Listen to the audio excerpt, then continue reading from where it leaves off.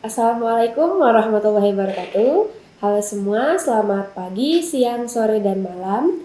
Kembali lagi bersama saya, Nur Mulyaningsih, di Ngobrol Santai Vkom Mercu TV Yogyakarta. Pada episode hari ini, saya ditemani oleh salah satu dosen di Vkom UMB, yaitu Mbak Christine. Halo Mbak. Halo. Boleh perkenalan singkat dulu mungkin Mbak? Oke, boleh. Perkenalkan, nama saya Christina Andriani.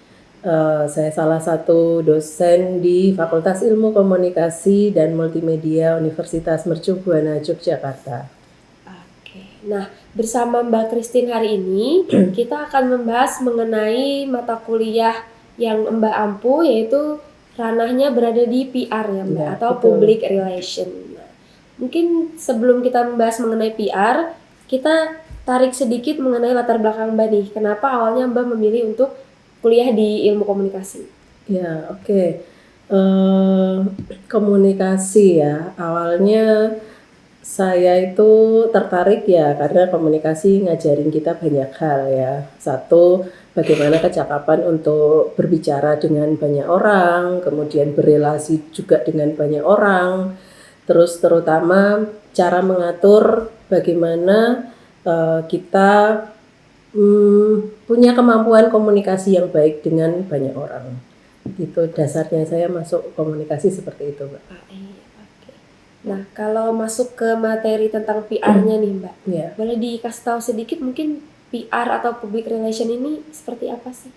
Oke, selama saya mengampu mata kuliah di konsentrasi public relation, banyak sekali ya, banyak hal yang bisa dipelajari. Kalau konsentrasi PR itu belajar tentang bagaimana kita punya sikap yang baik, punya kemampuan dan wawasan yang luas, kemudian berkata jujur, itu yang menjadi modal utama kalau kita mau jadi profesional di bidang public relation, karena dasar utama kejujuran, disiplin, tertib waktu itu hal yang paling utama menjalin relasi dengan banyak orang. Kalau kita tidak punya kemampuan untuk tertib, kemudian terutama good attitude, ya kita akan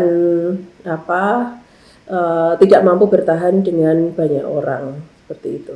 Oke. Saya kebetulan juga ambil konsentrasi PR ya, Mbak. Itu awalnya tuh pandangan saya tuh mengenai, wah nanti berarti fokusnya itu ke relasi. Itu Iya. betul, Mbak? Betul. Jadi Ya. fokusnya memang membangun relasi. Iya, membangun relasi dengan banyak orang ya, bisa dari teman, berawal dari teman sekitar kita, kemudian nanti perluas juga dengan mungkin kalau kita dalam rangka mencari pekerjaan, kita bisa nyicil untuk berelasi dengan orang-orang yang berkaitan dengan nanti kira-kira saya bisa belajar apa dengan orang yang lain supaya kita mampu untuk menabung lah, ibaratnya menabung untuk memperluas pengalaman dan wawasan kita, gitu Mbak. Kalau mata kuliahnya sendiri itu ada apa aja? Mata kuliahnya pertama kalau di konsentrasi PR itu ada pengantar public relation, kemudian ada manajemen public relation, ada public speaking, ada juga berkaitan dengan riset PR gitu ya. Dan yang paling menarik adalah kalau public speaking ya caranya supaya gimana sih kita nggak demam panggung ya saat ngadepin orang. Kan banyak orang sekarang ini kalau ngobrol sama temennya oke, tapi begitu ngobrol dengan banyak orang tiba-tiba dia blank atau grogi, kemudian keringat dingin dan sebagainya. Nah, di mata kuliah public speaking itu ngajarin kita seperti itu supaya ya lebih luas, lebih leluasa menjalin relasi dengan banyak orang. Kemudian juga ada di mata kuliah, mungkin ini bukan termasuk salah satu mata kuliah, tetapi output dari pengantar public relation atau mata kuliah di konsentrasi PR, itu nanti kita diajari untuk table manner, Mbak. Ya, table manner itu biasanya kalau tiap semester kami mengadakan makan bersama dengan mestinya pihak hotel ya yang punya kewenangan untuk bisa mengeluarkan sertifikat, tentunya bintang 5 ya, hotel bintang 5. Di sana kita diajari untuk makan menggunakan sendok dan garpu yang baik dan tepat. Kemudian karena ini relasinya dengan banyak orang. Kalau kita sudah punya skill untuk ya cara makannya, kenapa sih kok cara makan aja diatur gitu ya? Tapi ini merupakan satu keterampilan khusus yang memang kita harus belajar. Kita mungkin kalau makan di warung sudah oke lah gitu ya, nggak perlu diajari. Tapi kalau kita makan di restoran, kemudian relasinya dengan orang-orang penting gitu, kita harus menjaga sikap juga dalam melakukan kegiatan meskipun itu hanya sekedar makan gitu. Contohnya itu. Seperti itu. Nah, kalau untuk masuk ke public relation sendiri itu ada kompetisi khusus nggak, Mbak, yang kayaknya kita harus miliki dulu sebelum terjun ke PR ini gitu? Sebenarnya tidak ada hal khusus atau kewajiban khusus untuk kita bisa masuk ke PR, tapi kalau punya kemampuan untuk berkomunikasi lebih dibandingkan dengan teman-teman yang lain, kenapa tidak? Karena kan di PR ini bisa diasah lagi ya, karena PR itu nanti outputnya sangat luas. Bisa jadi humasnya juga humas instansi pemerintah atau instansi swasta, itu banyak sekali manfaatnya. Sehingga kalau sudah punya bakat untuk cuap-cuap, ya kenapa tidak gitu.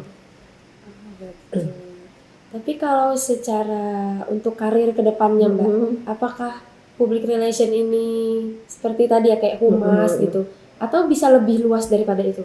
Bisa jadi konsultan humas, tidak harus menjadi humas di salah satu instansi, tapi jadi konsultan humas itu juga bisa. Atau menjadi jembatan antara masyarakat dengan pihak instansi, itu juga bisa. Jadi sangat-sangat luas sekali. Yang penting punya tadi dasarnya adalah jujur, punya etikat yang baik, punya kemampuan berkomunikasi yang baik, dan juga yang paling utama adalah disiplin waktu.